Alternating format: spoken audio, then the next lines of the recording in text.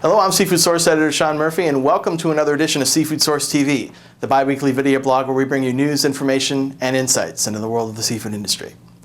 Topping this week's news roundup, George Chamberlain, president of the Global Aquaculture Alliance, is saying advances in technology and research are leading to the shrimp farming industry getting a better handle on early mortality syndrome, or EMS. The disease, which is harmless to humans but deadly to shrimp, has devastated farms in Southeast Asia, costing billions of US dollars in damage, and has reportedly spread to Mexico and possibly India. In a recent speech to America's National Fisheries Institute Shrimp Council, Chamberlain said some countries, particularly Thailand, are still struggling with the disease, but new research is identifying more routes through which the Vibrio parahemolyticus bacteria, the suspected culprit, is getting into shrimp farms. Chamberlain's recommendations for combating the disease included selective breeding, better choices in feed additives, and employing a nursery system for juvenile shrimp. In the U.S., one of the investors in the Darden restaurant chain is launching a proxy fight for control of the company's entire board of directors.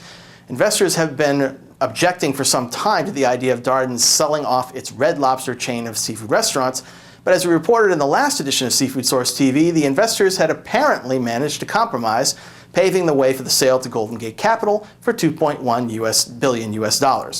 Now, the Wall Street Journal, citing unnamed sources, has reported that Starboard Value LP, a principal investor in Darden and known as an activist investor group, is trying to rally other investors to mount a takeover of the board. If they want to block the sale, they better hurry. The deal is expected to close by the end of August. Sticking with U.S. corporate news for the moment, Yeehee Corporation, based in Pasadena, California, is bracing for a comeback. The importer, processor, and private label packer peaked in 2012 with a reported $500 million in sales, but since then has fallen on hard times and was forced into receivership last fall. The problems led to the departure of Dennis Morgan, the company's former executive VP of U.S. operations, and the closure of the company's offices in Seattle. Now, however, the company has partnered with a Chinese investment group, has begun procuring new raw material as usual, and company CEO Stephen Chen said the company is, quote, much stronger than before, unquote. Also in America, the U.S. Food and Drug Administration announced recently it would be reviewing its guidelines for how much seafood is safe for pregnant women to eat.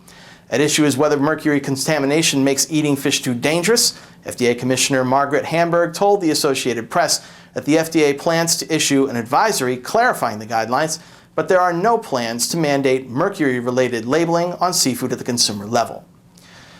A British fishermen's organization is weighing in on the proposal to ban driftnet fishing. The EU has proposed the ban to protect sea turtles and other endangered species, but the UK's National Federation of Fishermen's Organizations blasted the proposal, calling it crazy, quote-unquote, and saying the ban could shut down small-scale herring, mackerel, and salmon fisheries. The Federation blamed problems with fisheries in Italy and possibly other Mediterranean states for the push to enact a ban, and accused EU officials of making fisheries throughout Europe pay for someone else's mistakes. Also in Europe, it seems that if you blink, you might actually miss the bluefin tuna season, which started this week. In the Mediterranean, 7 EU member states are sharing a total quota of 8,000 metric tons. Some nations are already reporting the end of their seasons, with media reports indicating Spain fished its entire national quota in about 48 hours. EU officials say the short quotas are necessary to protect an endangered stock, but critics argue that the ease at which the quotas are being filled indicates the stocks are in a lot less danger than we might think. And speaking of bluefin tuna, a study of media reports by Pew Charitable Trusts indicates that despite the quotas, plenty of fishermen are trying to beat the rules by fishing the tuna illegally. The group studies 79 media reports, most of them from Europe, which describe fishermen getting caught doing the illegal fishing. According to the study, officials seized at least 186 metric tons of tuna last year. A report from Pew noted that this only represents the illegal fishing the public knows about. And finally, a pair of Icelandic herring fisheries have received sustainability certification from the Marine Stewardship Council. The move is significant because the Faroe Islands were hit with trade sanctions by the European Commission last fall that included herring and mackerel. At the time, the Commission was threatening to do the same to Iceland, a flashpoint in the escalating mackerel wars dispute, but all parties settled on new mackerel quotas earlier this year. It would seem that getting the MSC certification for herring marks a further bearing of the hatchet.